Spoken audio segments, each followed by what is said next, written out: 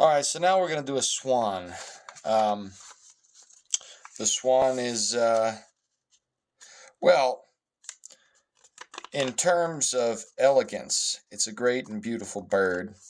And the thing about birds is they tend to play a part in the globalist iconography. Also, there's the euphemism of the black swan and the white swan and this, that, and the other thing, and all these legends about it. Anyway, the globalists are bird brains. And one of the reasons I say that is because they believe they can hack reality. Marxists, socialists, Eastern thinkers, they all have this problem. Look, I've made my beautiful little kite. It looks kind of like a face, doesn't it? Like an alien face, like the mantis on Space Ghost Coast to Coast, right? Anyway, they think that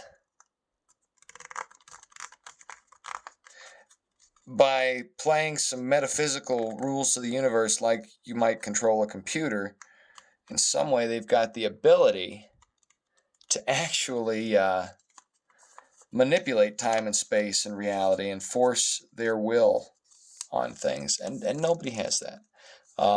Really. We do have the ability to control our destiny in part. Look at this paper. This paper is made from plant matter and processed in a facility that specializes in components that were sourced from geological matter, from rocks and metals and alloys. These are the machines they're in. So this right here is an example of our environment being manipulated for our utility. However, I've done this backwards. It's supposed to go on this side. Sorry, let me fix that real quick. However, just because that's what we've done doesn't mean we created the environment entire. I mean, we did not create the resources that were used for the or the alloy. We didn't create the atomic structure. We didn't create the chemical relationships that make one organic or inorganic material differ from another. We didn't do any of that. We're benefiting off the largesse of the ultimate design team who did, in this case, God himself. So here's what I've done. I folded it over here, and if we fold it in, it'll look like that. Ooh, that's a neat little shape. All right, we're going to put it back there, though, because you'll see where I'm going with this. If not the metaphor, then at minimum the folding. So the next move here, we're going to make a little square here. This is again predictive folding, like the MK Ultra pop culture, that ultimately tricks us into manifesting things in the world, using the materials of the world in ways they weren't intended to be used, and for reasons that are less than altruistic. So, looks kind of like a flower now. You were wondering what part of the swan this was. Turns out it's the butt. Now we're going to make the neck, and see those preparatory folds I made there made it possible for me to go up like that with ease. But it'll turn out, if we do a smaller neck, we'll get a bigger tail. And that's another thing. The way you use the resources available will determine what's available in the near future. And it's a good idea to be a good husband of those resources. However, the current green putsch is inverting that idea toward a centralized globalist paradigm. So even if they get their green lobby ways, ultimately it's not going to be as good for the environment. Things aren't going to be used as well as they need to. Now, swans are always funky. They always bend their neck back, right? I don't know. This is a paper swan.